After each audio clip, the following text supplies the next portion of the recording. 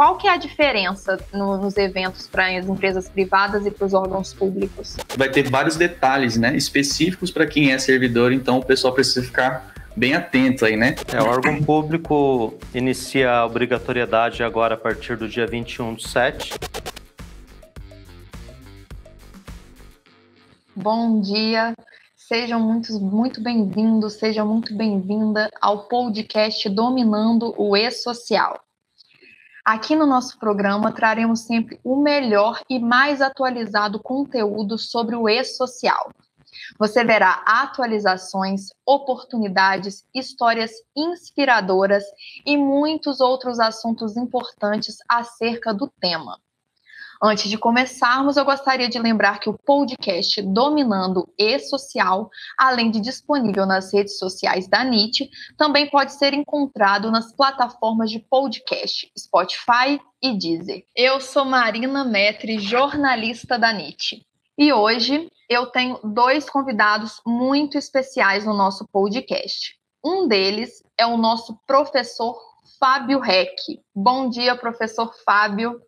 Bom dia, professor. Bom dia, tudo bom? Tudo bom, e com você? Graças a Deus. Estamos aqui na correria, né? Mais uma segunda-feira, na loucura. Mas está ótimo. E o nosso outro professor é o professor Guilherme Borges, que já está na tela aqui com a gente. Bom dia, professor Guilherme. Bom dia, Marina. Bom dia, Fábio, professor aí. Sou o Guilherme Borges aqui, para quem não me conhece, né? Sou professor parceiro da NIT também, especialista em DP e social. Bora lá para mais um podcast. Bora lá, gente. Hoje nós vamos falar sobre as diferenças na implantação do E-Social nas empresas privadas e nos órgãos públicos. Tema quentíssimo, né? E vamos começar. Antes de iniciar, professor Fábio, primeiramente, você poderia se apresentar formalmente aqui para o pessoal que está nos assistindo, né, na verdade? Sim.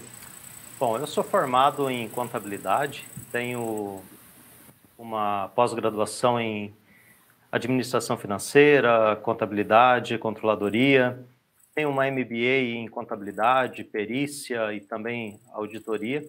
Sou empresário contábil, sou auxiliar do Tribunal de Justiça no estado de São Paulo e também no estado do Paraná, como perito contábil, financeiro e grafotécnico. Sou empresário contábil, tenho um escritório, né? Professor também, nas horas vagas. Ótimo.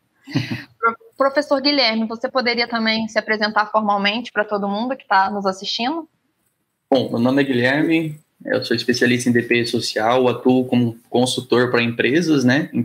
Da empresa privada, no caso, né? Já tem alguns anos aí que eu faço esse tipo de consultoria, né? De terceirização ali somente para assessoria e consultoria de empresas e escritórios contábeis, né? Atendo escritórios de outras regiões também, além da minha cidade, né? Em outras cidades vizinhas aqui. Sou professor aqui também na NIT, né? E é uma honra muito grande estar aí com o mestre aí, né? Com o professor Fábio também, com você, Marina. Para mim é muito, né, gratificante ter contar com esse time de peso aqui, né? Porque eu sei que vai trazer, tá agregando bastante, né? Tô acompanhando a maratona aí, tá sendo assim muito bom mesmo. Então desde já quero deixar aqui que eu tô muito honrado de estar aqui com vocês, viu? O prazer é nosso de estar aqui com vocês. Para começar, eu queria, na verdade, trazer um debate mesmo para vocês, sabe? Para a gente poder aprender, né, com vocês. As fases que as empresas privadas estão passando e vão passar, né, são as mesmas que os órgãos públicos vão entrar, professores? Passar a bola para o professor aí, depois eu entro. Pronto. Basicamente, são as mesmas fases, tá? O E-Social foi dividido em 4 fases: eventos iniciais, não periódicos, periódicos e parte de SST. Então, há uma diferença, claro, dos eventos para órgãos públicos, empresa pública, e para as empresas da iniciativa privada. Uhum. Mas, a priori, são as mesmas fases. Segue a mesma sequência lógica, né? Guardadas as proporções ali no caso dos eventos, como o professor já falou mesmo, né? Mas segue a mesma sequência, desde a fase 1 ali, cadastro das empresas, tabelas, os empregados seriam servidores também, né? A parte ali dos afastamentos, decisão, férias, que é a fase 2, Aí entra de novo os eventos periódicos, aquilo que o pessoal das empresas privadas já estão meio que por dentro ali, né? Tem muita gente ainda de fora e que agora os órgãos públicos estão entrando aí, vai passar pelo mesmo processo, só que eu acredito que vai ser numa proporção assim que vai ter muita oportunidade, né? Já Sim. reforçando essa deixa que o professor está falando aí nas lives, né? Da maratona, porque o que eu estou percebendo, tá? Vou fazer um parênteses aqui, eu percebo a mesma coisa que estava acontecendo em 2018 para as empresas privadas, né? Nos órgãos públicos. O pessoal estava lá, né, na verdade, em 2017, achando que em 2018 não ia entrar e que, não, vou passar para um outro fazer, querendo terceirizar a responsabilidade ao invés de assumir, né? Eu tive muita oportunidade porque eu entendi que as fases ali, né? Eu sei que eu precisava entrar naquele começo, né? Então, quem está no começo, é aquela frase, né? Quem vai primeiro bebe água limpa, né? Não sei se já ouviram falar dessa frase aí. Então, é realmente a mesma sequência lógica, guardadas as proporções, como o professor falou, mas que tem muita oportunidade chegando aí. Guilherme, você falou uma coisa, a questão de oportunidade. Ontem nós tivemos um debate num grupo de professores. Um professor postou um videozinho de uns 8 minutos falando dos eventos de alteração e retificação. E esse vídeo dele trouxe uma conversa entre os grupos e o que foi observado? Que o órgão público não está preparado para o e-social. Então, foi uma coisa muito simples a colocação dele e que deixou o pessoal de órgão público de cabelo em pé. Falou assim, não acredito nisso. Tá? Então, vai ter muito serviço, muita coisa para fazer. Eu já estou acompanhando, né? Já vou entrar nesse grupo aí também, né, de mentoria com o professor aí, porque tem que captar as oportunidades também, né? Sim, agora é o momento. Exatamente. O cavalo está passando encilhado, né? Exato. É hora de montar nele, né? Como você já... E vocês falaram que os eventos são diferentes, né? Qual que é a diferença nos eventos para as empresas privadas e para os órgãos públicos?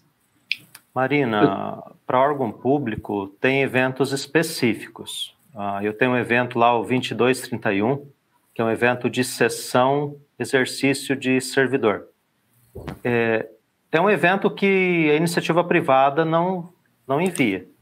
Dentro dos próprios eventos, eu tenho informações próprias para órgão público. E aqui daí eu abro um parênteses, né? Porque órgão público eu tenho do regime geral de previdência e tenho do regime próprio de previdência, onde também vai trazer algumas diferenciações. Eu acho que é isso mesmo que o professor falou, né? E algo muito interessante, né, para o pessoal ficar bastante atento agora aí, é com relação ao e-social simplificado, né? Sim. Porque está havendo algumas mudanças aí com o e-social simplificado, né, tanto para as empresas privadas, mas especificamente agora para os órgãos públicos, nós vamos ver aí uma inclusão, né, de eventos para os órgãos públicos nessa versão que vai entrar agora a partir do dia 19, né? Então, segunda que vem, nós aí vamos ter uma novidade para os órgãos públicos, né, que são aquele acréscimo de 5 eventos, se não me engano, né? Esse que o professor citou, que é o 2231, acho que dá mais que 5, dá uns 7 eventos, se não me engano. Vão ser incluídos aí, além do que para as empresas privadas vão ser excluídos alguns eventos. Então a gente tem ali uma grande diferença, agora vai contar mais eventos para os órgãos públicos, né, na versão simplificada, e para as empresas privadas vai ter uma redução em alguns eventos também para os órgãos públicos, né? Mas eu cito também uma diferença bem grande na parte de envio, né, da folha ali, que entra o 1200 e o 1202, né, o evento de remuneração, que é para trabalhador. É claro que o professor me corrija se eu estiver errado, né, que alguns órgãos aí, né, no caso municípios, podem estar dentro do regime geral também, né, só para deixar claro. Então eles podem mandar tanto o 1200 quanto o 1202, né? Aí, no caso, para aqueles que tiverem ali o regime próprio, né, que foram o RPPS, né, aí ele vai ter que mandar o 1202, além dos benefícios previdenciários também, que tem aí mais um evento, né, para quem é no regime próprio, né? Se o professor quiser complementar também. Isso mesmo, Guilherme. Só complementando, que mesmo sendo do regime próprio de previdência, ele também pode ter um servidor vinculado ao regime geral de previdência. Então, vira um pouquinho de mistura entre eventos. Tá? Uma salada. Uma salada, mas existe essa possibilidade. Exato. E, claro, tem uma diferenciação muito grande nas questões de prazos de envio. Sim. Então, iniciativa privada precisa cumprir um cronograma, né, e a órgão público, independente do regime, tem um outro prazo diferenciado. Sim, é isso. Até acompanhando a maratona, né, que aconteceu semana passada, você falou bem desses prazos, né, que tem diferença. Você podia falar um pouco sobre eles, professor? Posso. Guilherme, qual que é o prazo para envio do evento S2200 para seletista? Seletista é um dia antes do início da admissão ali do empregado na empresa, ele tem que mandar um dia antes desse evento. Se ele não mandar o evento de admissão preliminar, né, que é o 2190. Então, se o funcionário for admitido no dia 10, ele tem que enviar o evento até o dia 9, pelo menos. Isso, exatamente. Pronto. Órgão público é diferente. Órgão público tem até o dia 15 do mês subsequente. Então, se o servidor ingressar no dia 10, pode ser enviado o evento de admissão até o dia 15 do mês subsequente, desde que não ultrapasse eventos de folha de pagamento. Olha só. Férias. Como que funciona férias, Guilherme, na iniciativa privada? Férias ele vai ser enviado através do afastamento ali 2230, né?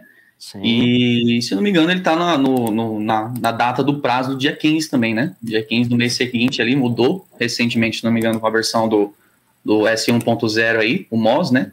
E até o dia 15 do mês seguinte ali que precisa estar enviando o afastamento em si. Entendi. Esse aí também é diferente, professor? Está um pouquinho diferente na questão de pagamento, né? Como que acontece o pagamento para o seletista? O pagamento, ele vai também junto no evento 1210, né? Pagamento das férias.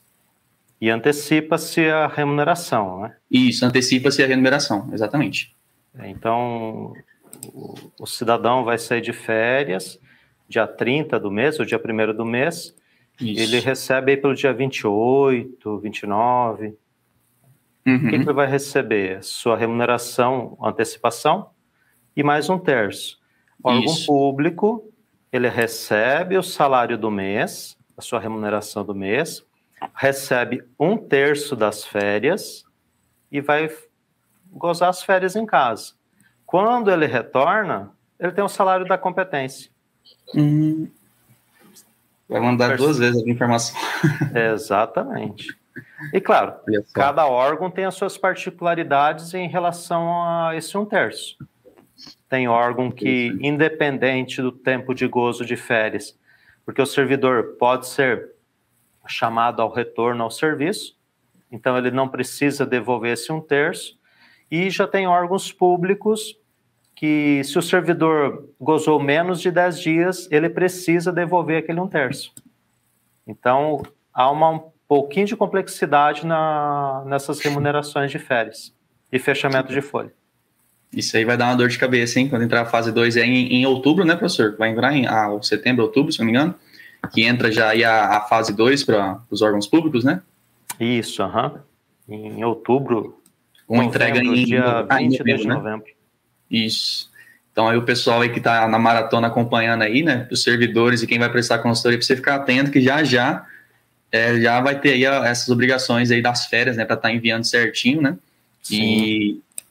E é muito interessante isso que você falou, que vai ter vários detalhes, né, específicos para quem é servidor, então o pessoal precisa ficar bem atento aí, né, e acompanhar sempre também, porque quem está com a cabeça presa, às vezes, eu não sei se eu interrompi também, tá, o raciocínio aí, quem às vezes está meio que com a mentalidade presa na empresa privada, né, e pular para tentar prestar uma consultoria, né, vai sofrer um pouco, porque precisa de um acompanhamento, né, precisa ter um suporte por trás, é isso que, né, essa é a proposta que a gente está trazendo também, né, para ajudar os consultores aí da NIT.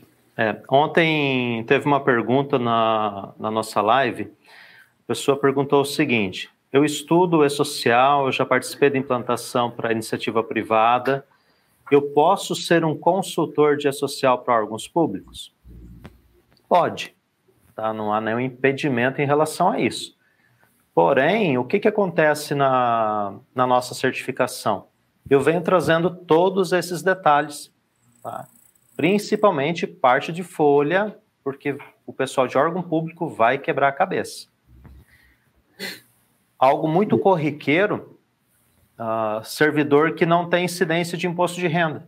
Ele é cometido de uma doença grave, tem um amparo legal, não se tem a dedução do imposto de renda.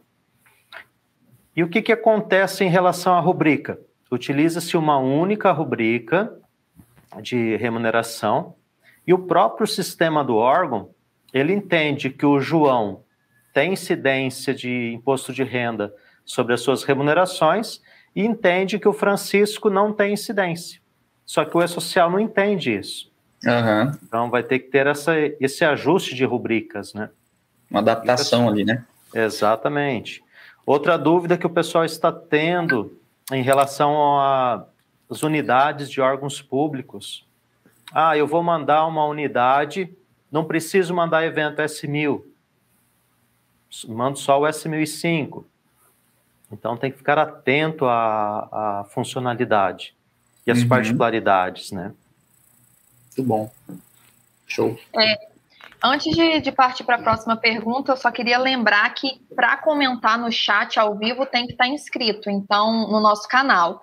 Então, você que ainda não está inscrito e quer mandar alguma pergunta aqui para os professores, se inscreve que aí você fica liberado para comentar no nosso chat, tá bem? E vocês podem, né, por favor, né, discorrer sobre o cronograma das empresas privadas e o cronograma dos órgãos públicos? Essa eu vou puxar aqui rapidinho, depois eu passo a bola para o professor, tá? Nós tivemos uma mudança recentemente nas empresas privadas, né, que subdividiu o grupo 3, né, algo que eu acho que vou chamar um pouquinho a atenção do pessoal que está acompanhando aí, que trouxe uma mudança significativa agora aí para os envios da folha de pagamento, né?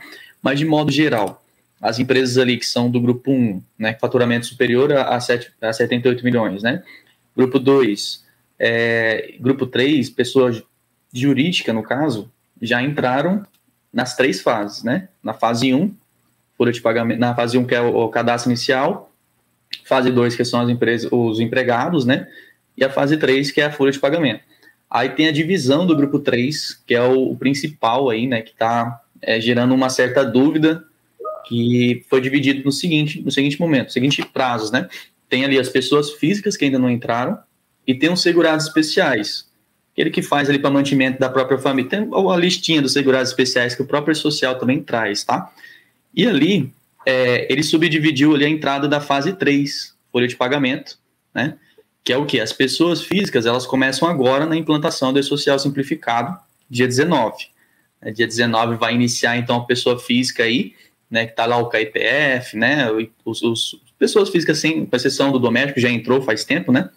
E o segurado especial aí que está a observação, que foi até tido em uma das notícias, né, que o portal postou, que vai começar o segurado especial só em outubro, porque como mudou o calendário da DCTF Web, a DCTF Web vai entrar para o grupo 3 em outubro, e estava lá a observação de que os segurados especiais só estariam obrigados a enviar a folha na entrada da DCTF Web, então ele só vai precisar enviar a folha lá no mês, né, de outubro.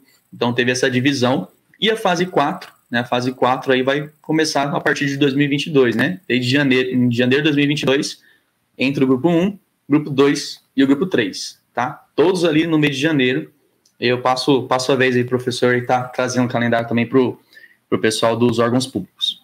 O órgão público inicia a obrigatoriedade agora a partir do dia 21/7, então são os eventos iniciais, S1000, 1005, o 1010. Esse evento ele pode ser enviado até o início da terceira fase. Então, a terceira fase inicia-se em abril de 22, né? Então, dia 22 de abril de 2022, terceira fase.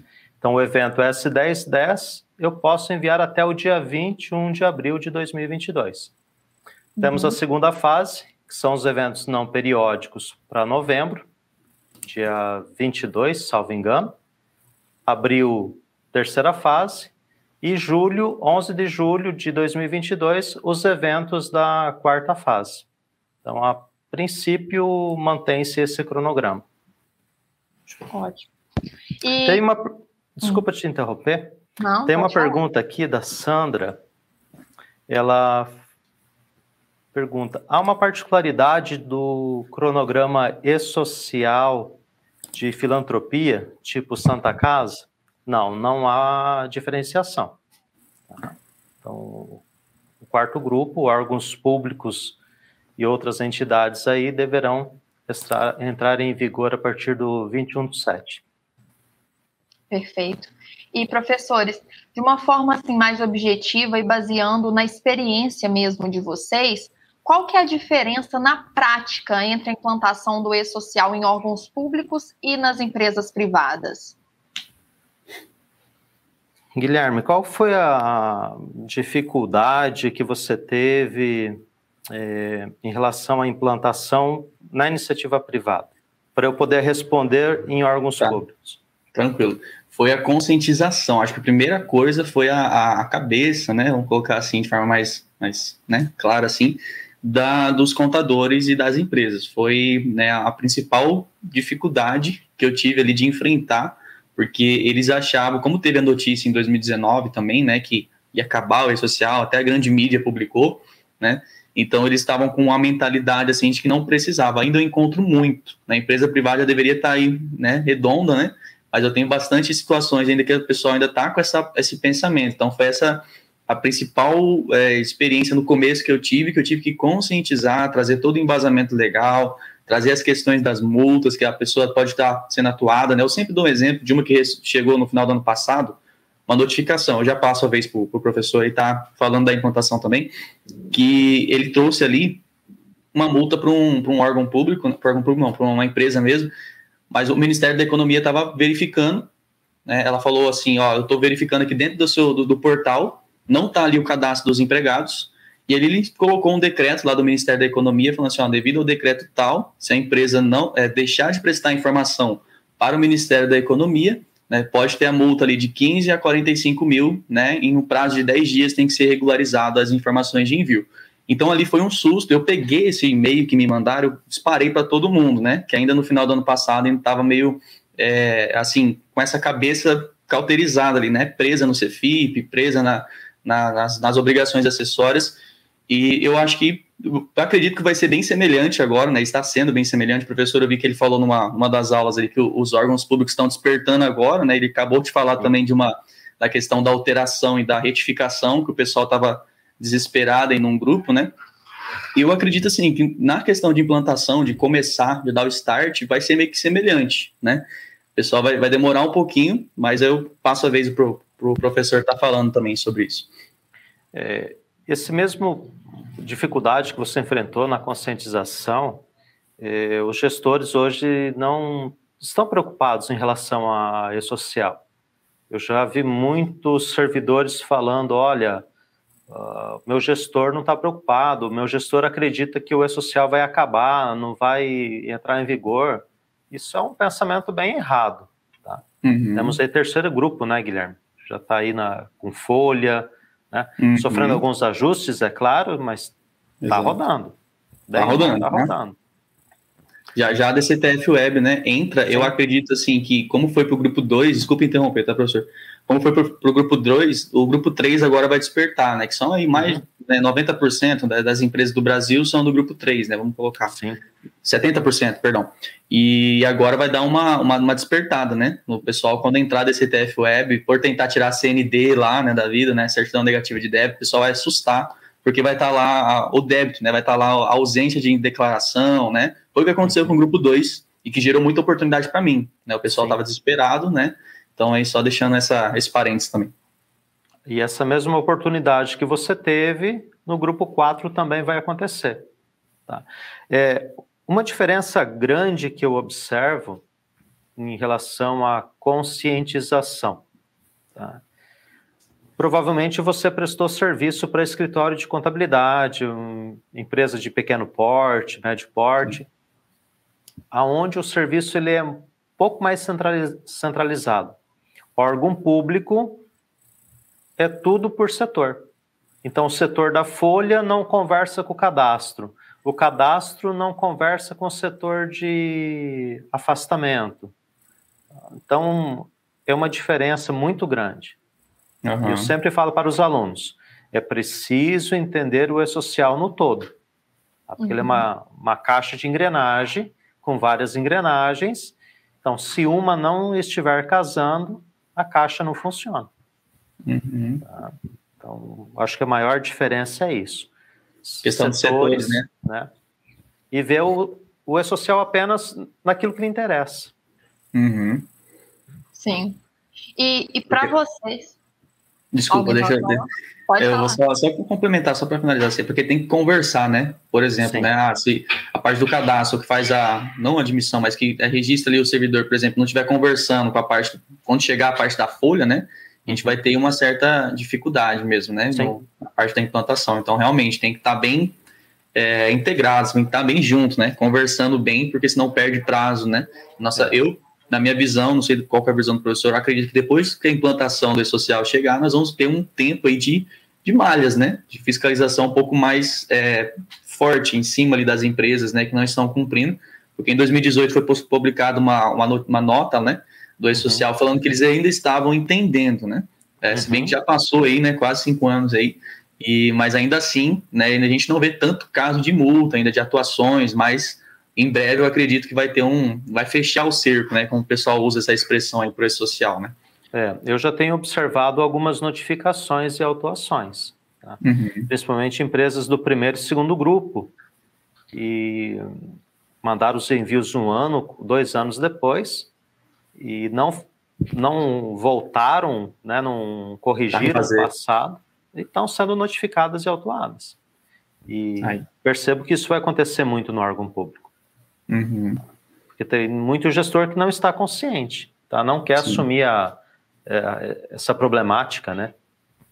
Sim. Ele quer jogar a responsabilidade para o outro, né? Não quer assumir a criança social. Sim. Infelizmente, eu tenho visto algumas realidades que é isso que acontece. Eu faço isso desse jeito porque alguém me mandou fazer. Tá, mas por que te mandaram fazer? Não sei. Conferiu a informação, se a informação está correta? Não, porque não é da minha função. Mas, espera lá, você está mandando folha de pagamento, você está fazendo recolhimento das retenções previdenciárias, você utiliza uma alíquota pressuposta que não condiz com o seu CNAE, e você não faz a consulta? Não é minha função. Eu falei, não, é sua função sim. Talvez não seja sua função fazer alteração, pegar a informação correta, levar para a pessoa responsável, conversar com ela e fazer ajuste, é mais do que a sua função. Falei, você vai ter problema com a sua folha de pagamento. Tudo isso que foi feito de forma errônea, você vai ser cobrado. Ainda não fomos cobrados. Falei, mas você vai ser cobrado, pode ficar tranquilo. Porque está na mão dela a responsabilidade, exatamente. Né? Exato. E para vocês, né, na opinião de vocês, qual que é a diferença de um profissional para ser consultor numa empresa privada e para ser consultor num órgão público? Eu acredito que o professor no começo também já falou, né, que tem as particularidades aí, né, então a pessoa tem que saber ter essa administração, ela conseguir fazer todo mundo conversar, no caso dos órgãos públicos, ele vai falar melhor, né, no caso para mim nas empresas privadas ali, a minha dificuldade em si era convencer o contador, né? Era convencer o escritório, né? Eu já fechei uma consultoria, uma empresa um escritório com mais de 300 empresas, né? Numa cidade vizinha aqui. E ali não foi tão difícil, porque um só já conscientizou, que era o responsável, né? Eu acredito que a parte da conscientização também, mas vai ter muita oportunidade para quem está também nas empresas privadas agora, se aprender como que faz a consultoria para os órgãos públicos, né? Abraçar esse mar que está entrando aí agora. Passar para o professor falar um pouquinho do consultor aí para os órgãos públicos, como tem sido o tema da maratona também. Existe uma diferença, questão de regime, né? Regime geral, regime previdenciário. Quando eu falo de estatuto, eu tenho órgãos que são níveis municipais, eu tenho estadual, tenho federal, e um estatuto não é igual ao outro. Cada órgão tem a sua particularidade, né? Então, o consultor de E-Social para empresa da iniciativa privada pode ser um consultor de órgão público, só tem que estar atento a essas diferenças. E o nosso treinamento, nossa certificação de consultores, eu venho trazendo tudo isso. Então, experiência de mais de 4 anos de treinamento e consultoria, tá, para esse público específico. Tá? Uhum. E até trazendo a pergunta da Ana Soares de Barretos, casa muito com a nossa próxima pergunta, que quem que pode ser consultor em E-Social? Alguma formação? O que a pessoa tem que ter, né? Então, quem que é o profissional adequado para ser um consultor de E-Social, tanto em órgãos públicos quanto nas empresas privadas? Que a pergunta da Ana foi: como não trabalho em órgãos públicos, como faço para estar atuando nesses órgãos? Ana, eu sou da iniciativa privada, tá? Sempre fui da iniciativa privada, não sou servidor público. Comecei meu treinamento em 2017, fiz um curso na época na NIT, era um curso de especialista em E-Social. Em 3 meses eu estava fazendo meu primeiro treinamento de E-Social para órgão público. Tá? Então, qual que é o diferencial? Tem interesse, né? Vontade de aprender, vontade de evoluir. Preciso ter uma formação específica? Não preciso, porque nós temos a área financeira, temos a parte de RH, temos a parte de jurídica, temos a parte de saúde e segurança. Então, não precisa ter um treinamento específico. Tá? Não trabalhe com órgão público. Eu nunca trabalhei com órgão público ou em órgão público. Tá? Trabalho hoje com a consultoria.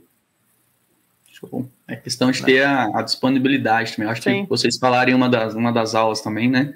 A pessoa ter a disposição de aprender, né? Porque isso aí que é o que faz o diferencial e separa ela, né? E quanto muita gente está querendo jogar para outro, tem quem vai abraçar a causa ali, né? Sim. E ela pergunta como estar atuando nos órgãos. Dentro da nossa certificação, nós vamos ter alguns consultores parceiros da NIT. Hoje a NIT recebe inúmeras solicitações de consultoria. Todo dia o pessoal ligando e pedindo.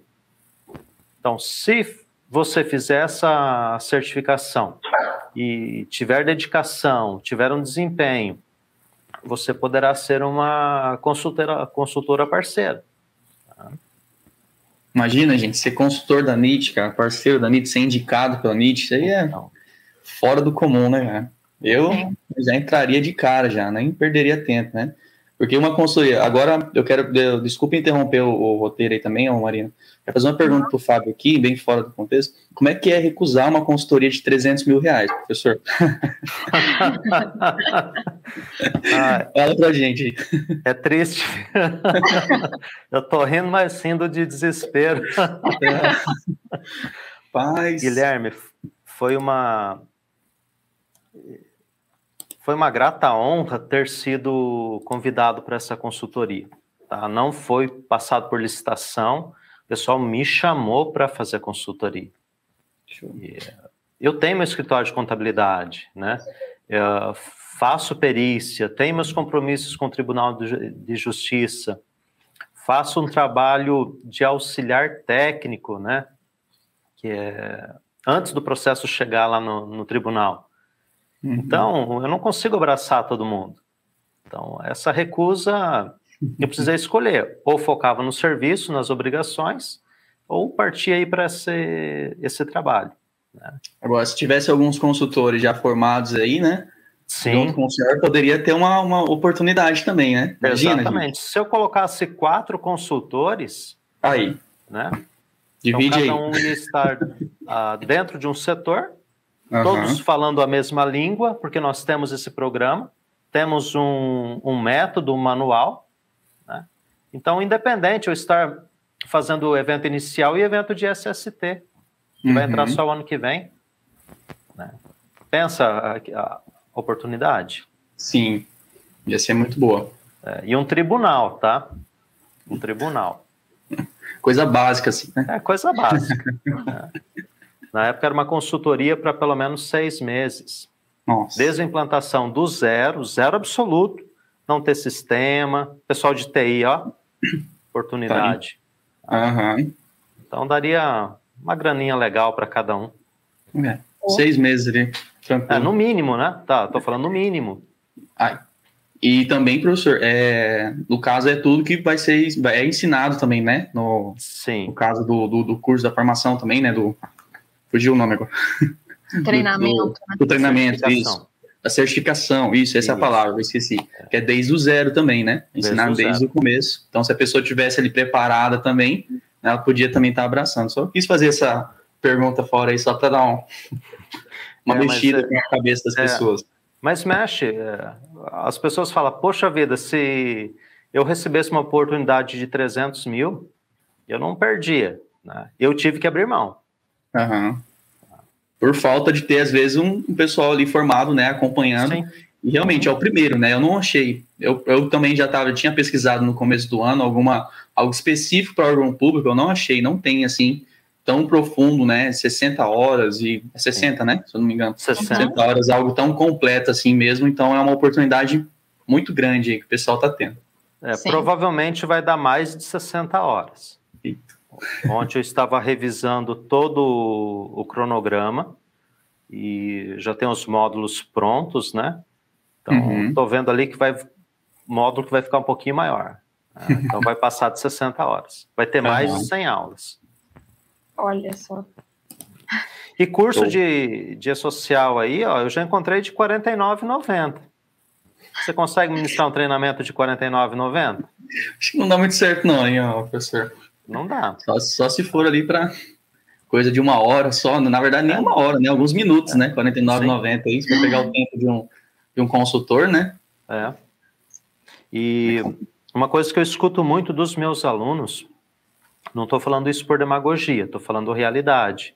O pessoal fala para mim, olha, professor, já participei de workshop, já participei de outros eventos, palestras, e em nenhum momento alguém abordou o órgão público como o seu treinamento aborda. Então, olha o diferencial. Tem o primeiro aí, né? Então, quem chega primeiro aí vai ter também os resultados, né? Junto. Sim, com certeza. Show. E, gente, eu queria trazer agora umas perguntas do chat da nossa maratona.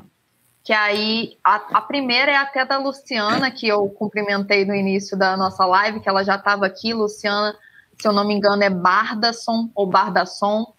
Ela fez a pergunta que é a seguinte: a multa vai para o órgão ou para o funcionário responsável pela alimentação e envio dos arquivos para o E-Social? Aí eu digo que depende.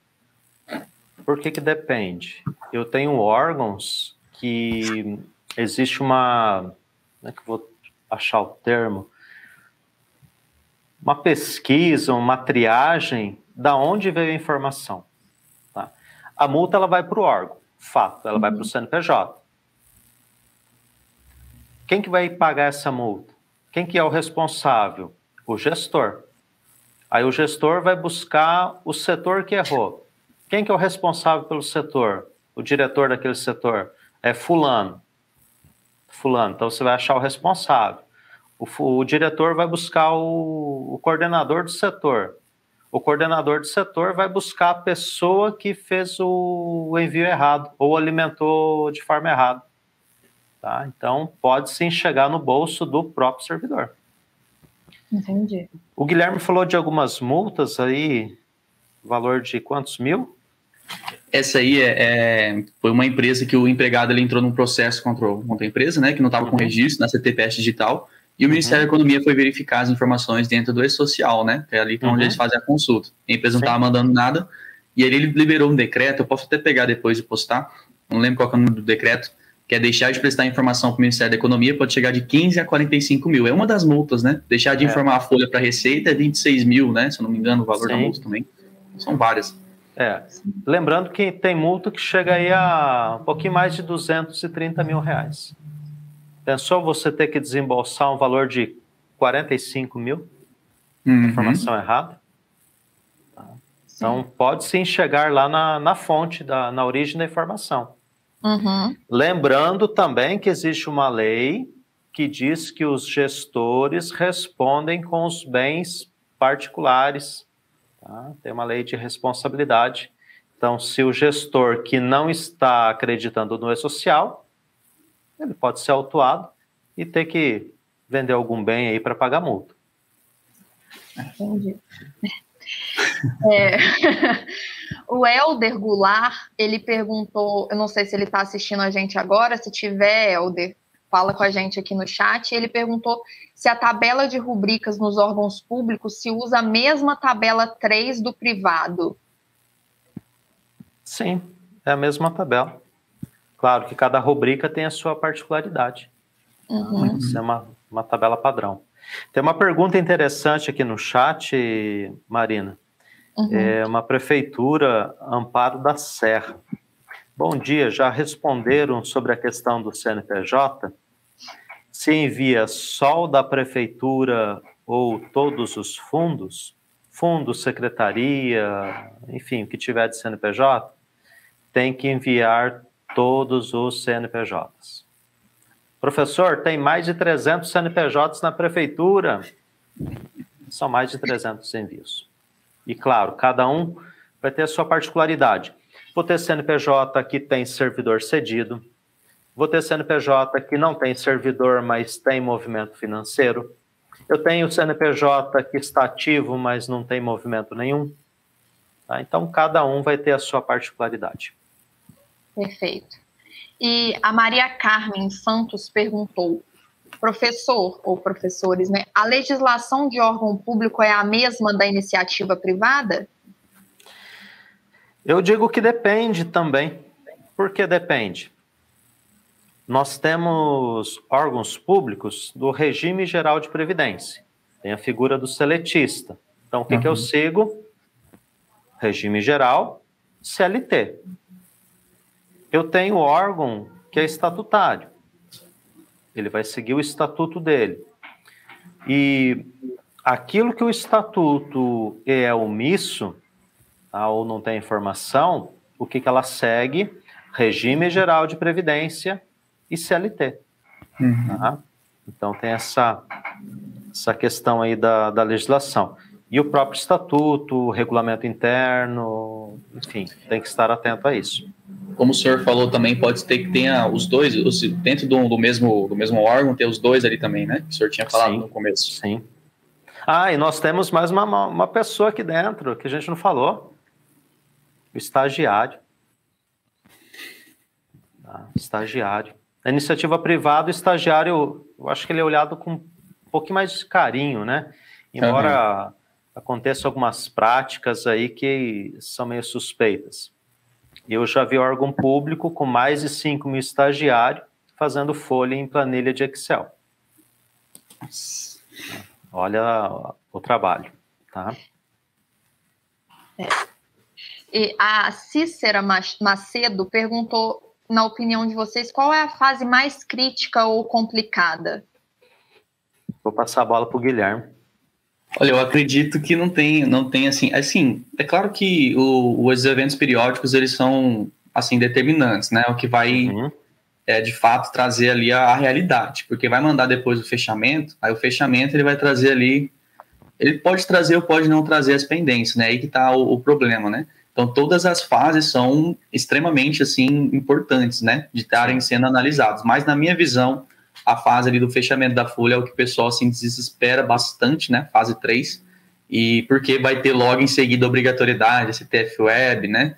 E essas outras informações para estar entregando, e isso aí é o que gera no pessoal aquele medo, né? Aquela insegurança, certeza. Então, para mim, é a fase mais crítica por ser a questão do pessoal que está mandando, às vezes, sem o conhecimento, e às vezes é ali que desperta, né? Fala, agora que eu preciso mandar o e-social, quando na verdade você podia estar se antecipando, né? Se preparando. Como o professor falou, tem até o abril para mandar as informações das fases, mas você pode se preparar antes também, né? Para estar, né? Não precisa esperar chegar o dia, né, Guilherme? Exatamente.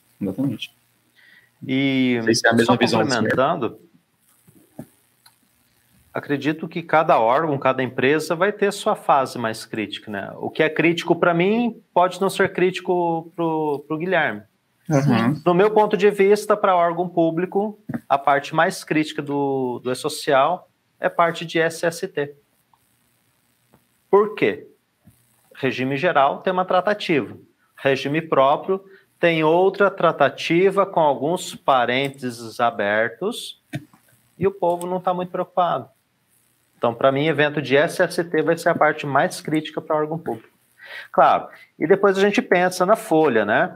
Tem órgão aí com 30 servidores, autarquias, né, com 30 servidores, com 5 mil, com 20 mil. Pensou, Guilherme, uma folha de 20 mil servidores bloqueada por causa de um servidor? Imagina. Desespero. Fazer um fechamento lá por causa de um e para achar isso no E-Social depois, né? Tem que ter a parte mais técnica também, né? Sim. Saber analisar também ali os retornos, né?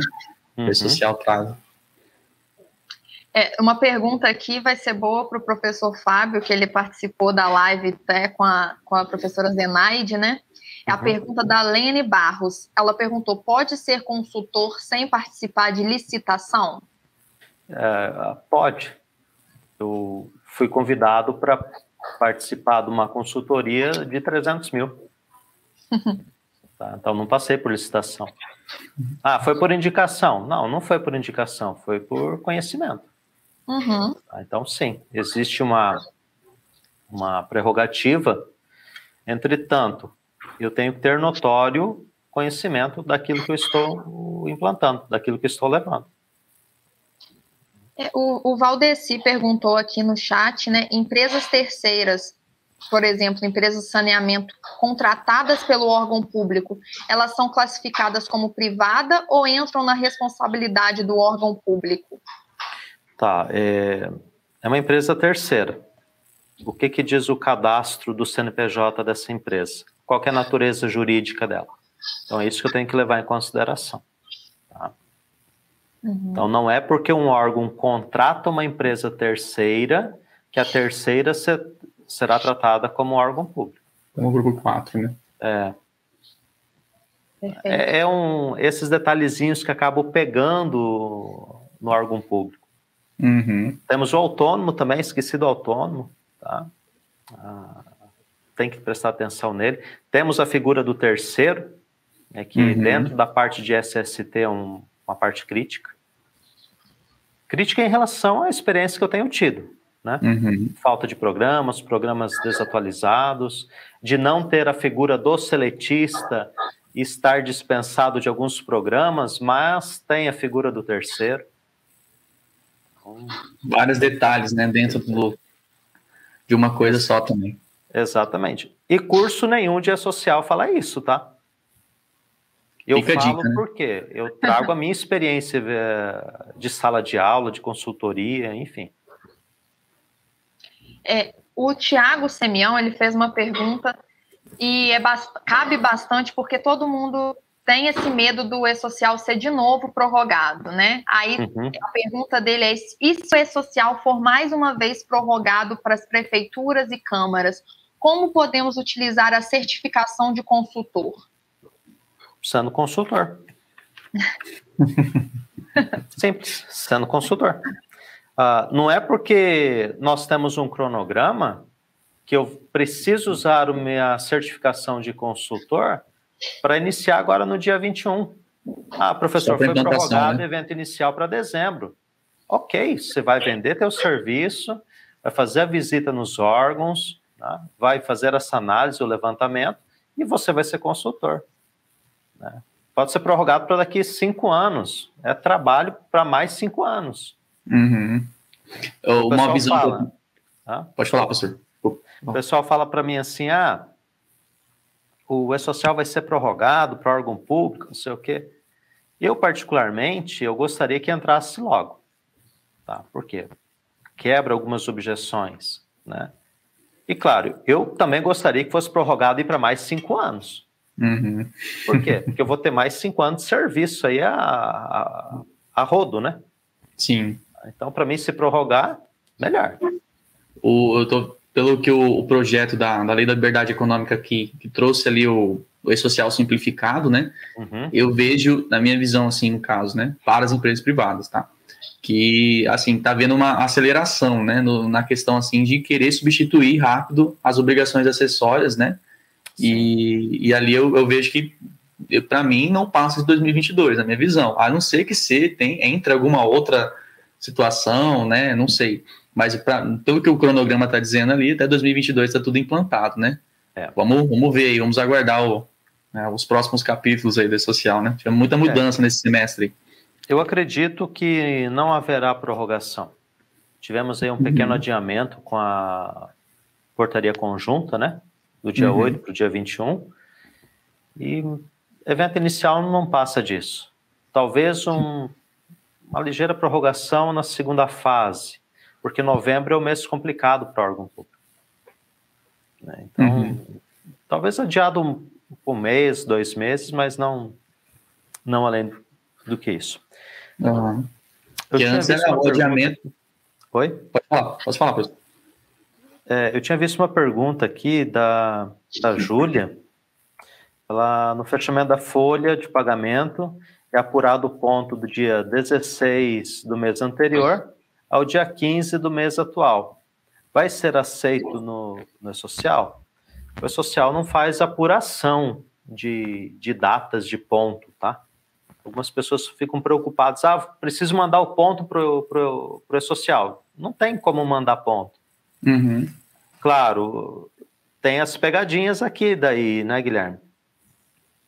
No caso ali, o E-Social ele não considera, como o senhor falou, né, a questão dos pontos ali, mas é bom ficar atento porque tem a questão do fechamento, né, que você tem que ter um prazo ali para entrega do fechamento, né, do 1299, os outros eventos de numeração e pagamentos, né. Então, aí é que entra um pouquinho da dificuldade, né? Para fechar certinho no prazo, né? A questão do prazo mesmo é o que vai mais mexer nessa questão aí. E só lembrando que existe legislação referente a imposto de renda, previdência e FGTS. O que o E-Social vai fazer? Forçar o cumprimento dessa legislação. Sim. Já está vigente, né? O pessoal tem bastante dúvida, mas em multa, né? Mas já tem as legislações já de cada um, né? Imposto de renda, previdência, FGTS. Sim. Outra pergunta até do Tiago Semião, que ele perguntou: com a certificação de consultor para órgão público, para atuar no setor privado, ele precisa de outra capacitação? Não há necessidade. Porque a consultoria, a nossa certificação, ela vai te certificar como um consultor, tá? Com selo NIT. Órgão público tem as particularidades em relação à iniciativa privada. O que eu abordo nesse treinamento, nessa certificação? As diferenças. Então, você está certificado para órgão público, pode atuar na iniciativa privada, sem nenhum problema. Perfeito. E, professor, você pode falar também, é uma pergunta da Rosana Santos, falar sobre os estagiários que você citou, mas falar como vão ser os estagiários no E-Social? Essa é uma pergunta muito recorrente, tá? Sim. O estagiário, ele tem que ser informado para o E-Social. Tem um evento específico, o 2300, tá? Estagiário não tem vínculo de emprego. Professor, mas meu estagiário não é remunerado, quem remunera é o agente integrador. Indiferente. Havendo ou não remuneração, ele tem que ser informado. Sabe, cada um com a sua particularidade. E o menor aprendiz, é uma pergunta da Patrícia Sapelli, o menor aprendiz é o mesmo tratamento do estagiário? Você quer responder, Guilherme?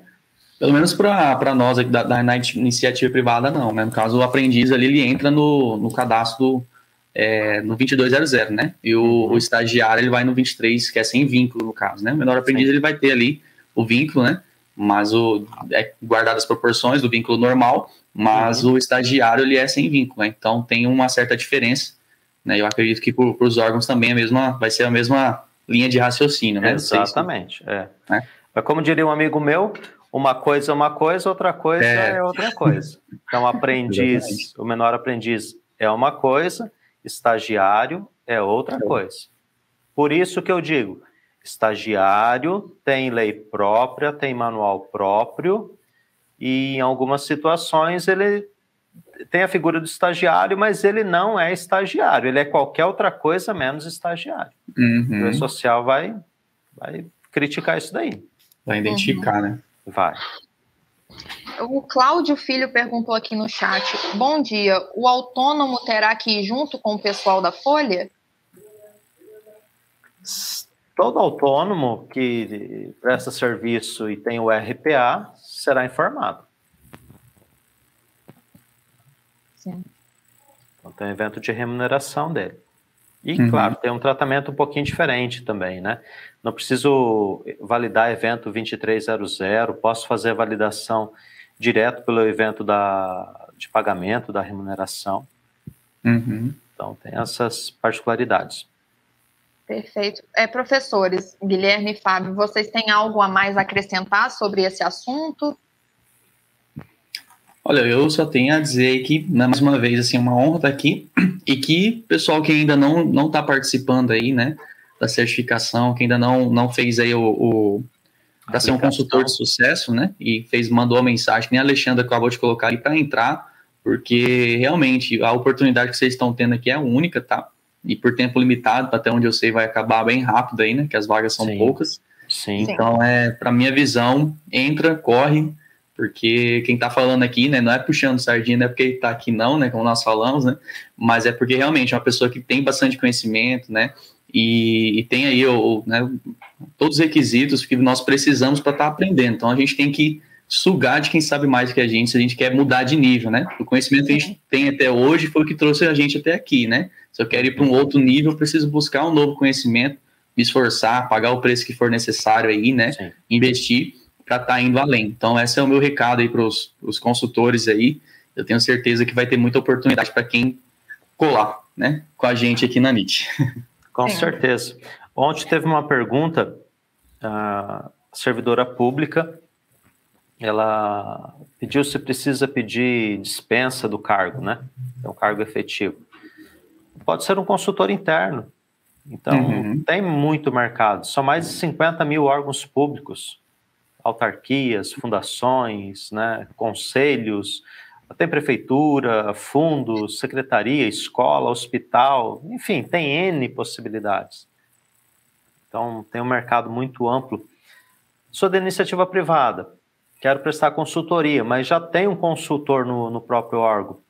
Pode fazer uma parceria, você vai acabar auditando o trabalho que foi feito, né? Sim. Sou servidor público, não posso abrir mão do meu cargo. Seja um servidor interno, presidir uma comissão de implantação, pode ser chamado e ir para outros órgãos. Tá? Esses dias eu fiz um treinamento para o STJ, e na avaliação, um servidor falou o seguinte: olha, quem deveria ministrar treinamento de E-Social para órgão público deveria ser um servidor. A princípio parece um pouquinho ofensivo, né? Desmerecendo o meu trabalho. Eu recebi a crítica com um certo orgulho, com uma alegria, né? Por quê? Não sou servidor público. Então, se não tem servidor capacitado, buscando capacitação para prestar serviço para o próprio órgão, quem que vai prestar esse serviço? Alguém da iniciativa privada. Nesse caso, eu. Ninguém foi na frente, né? Não. Eu bebi água limpa, né? Exatamente. Ótimo, gente. Eu queria agradecer a participação de vocês. Foi um episódio, né, do nosso podcast maravilhoso, super esclarecedor. Eu sou Marina Metri, da NIT Treinamentos. Como eu disse, este foi mais um episódio do podcast Dominando o E-Social, com participação dos professores Fábio Reck e Guilherme Borges. Muito obrigada, gente, pela disposição e pela participação de vocês aqui hoje comigo. Marina, eu que agradeço o convite, agradeço aí a presença do Guilherme também, foi um prazer, Guilherme. Prazer é meu. E estamos aí à disposição, levando o conhecimento, compartilhando, aprendendo também, tá? Espero encontrar vocês aí na nossa certificação, nosso treinamento de E-Social para órgãos públicos, ou numa consultoria. Isso. Bom, quero agradecer também, obrigado Marina aí, né, por ter feito toda essa nossa entrevista certinho, né, obrigado pro professor Fábio também, né, uma honra muito grande estar aqui. O E-Social sempre tem aí bastante polêmica, né, muita dúvida nos processos, mas é muito bom estar aqui para resolver e tirar essas dúvidas, né, que vão ajudar o pessoal aí a ser consultores aí, de sucesso. Com Obrigada, certeza. gente. Obrigado. Bom dia para vocês. Gente, antes de finalizar o nosso podcast, eu queria recapitular o que eu falei lá no nosso início, né? Que nós estamos com as pré-matrículas abertas para treinamento do E-Social para órgãos públicos. Nosso treinamento E-Social para órgãos públicos, ele conta com mais de 60 horas gravadas, mais de 12 módulos, checklist e plano de ação inclusos. Tem suporte técnico por 1 ano e atualizações constantes conforme a legislação trabalhista. O curso está saindo por um investimento de R$ 2.997. Então, se você tem interesse, você pode preencher o formulário que acho que a Alexandra, né, colocou aqui no chat agora para a gente. E nesse formulário você preenche e a nossa equipe vai entrar em contato para marcar uma conversa, né, com nossos executivos de venda. Então, quem tem interesse, só clicar no link e fazer a aplicação para conversar com a nossa equipe, tá bem? Antes de ir, não esqueça de deixar o seu like no vídeo, lembrando que para comentar no nosso chat, fazer pergunta, interagir com os nossos professores, tem que estar inscrito no nosso canal, então se inscreve, ativa o sininho para você receber notificação sempre que tiver algum conteúdo novo, alguma live, sempre que alguma coisa nova for publicada. Alguma dúvida que vocês tiverem também, fiquem atentos aos nossos canais no Instagram, no Facebook, a gente está sempre com atualizações constantes e no time certo, sempre na hora que sai a gente já está lá publicando para vocês, então fiquem sempre atentos às nossas plataformas. Lembrando que você pode ouvir o podcast Dominando o E-Social nas plataformas de podcast do mundo, Spotify e Deezer. Obrigada, abraços e até mais.